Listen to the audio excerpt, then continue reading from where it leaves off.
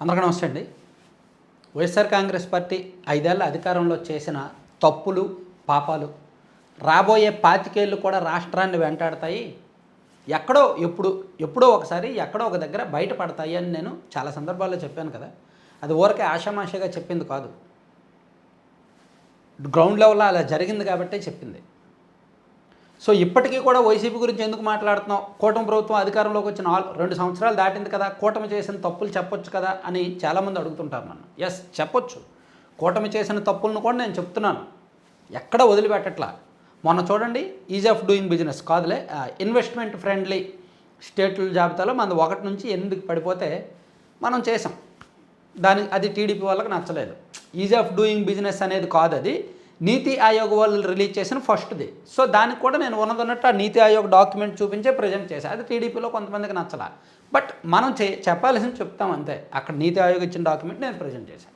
So నేను ఇక్కడ చెప్పొచ్చేది ఏంటంటే, కూటమి చేసిన తప్పులను చెప్తాం, కానీ వైసీపీ వాళ్ళు చేసిన తప్పులు పాపాలు కొత్తవి వింతవి బయటపడుతుంటే చెప్పకుండా ఎలా ఉంటాం?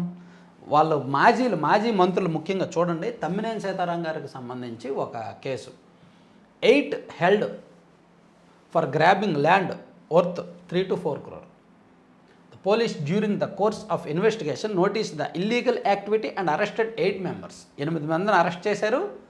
అండ్ మాజీ స్పీకర్ గారి ఫ్యామిలీ పరారైంది. లేకపోతే వాళ్ళని కూడా ఈ పాటి జైల్లో ఉండేవాళ్ళు. వాళ్ళు కూడా ఇప్పుడు పరారయ్యారు కదా, కోర్టులో ముందస్తు బెయిల్ పిటిషన్ వేస్తారు.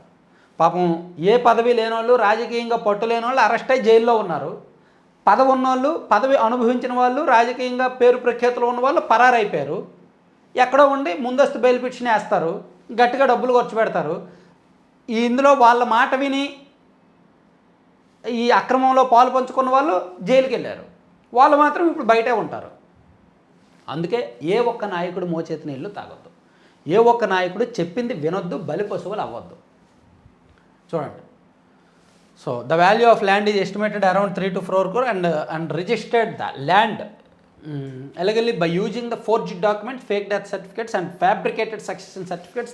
The arrested persons have been identified as Adabala alias Andavarapu ప్రజని, Telugu Satish Kumar, సిలిపల్లి. సరే, ఇదంతా మీకు విషయం తెలిసింది కదా, మాజీ స్పీకర్ గారికి సంబంధించిన స్కామ్. అలాగే కాటసాని రామిరెడ్డి గారిది మనం చెప్పుకుంటూ వెళ్తే బోల్డ్. కాటసాని రామిరెడ్డి గారికి సంబంధించి, కాటసాని రాంభూపాల్ రెడ్డి గారికి సంబంధించి, కాటసాని ఫ్యామిలీ మీద ఇదిగో దర్జాగా వైసీపీ హయాంలో నంద్యాల బనగానిపల్లి ఎమ్మెల్యేగా ఉన్న కాటసాని రామిరెడ్డి భూములు ఏ విధంగా ఆక్రమించారనేది ఇప్పుడు బయటకు వస్తుంది. కూటమి ప్రభుత్వం దాని మీద సిట్ వేయడానికి కూడా రెడీ అవుతోంది.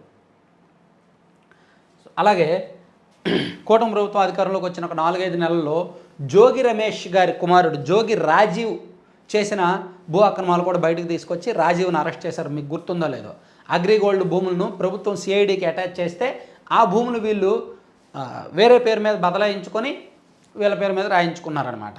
సో అదే సర్వే నెంబర్ల మార్పులు చేర్పులు చేసి ఆ కేసులో ఆల్రెడీ ఆయన అరెస్ట్ అయ్యి బెయిల్ మీద బయటకు వచ్చారు.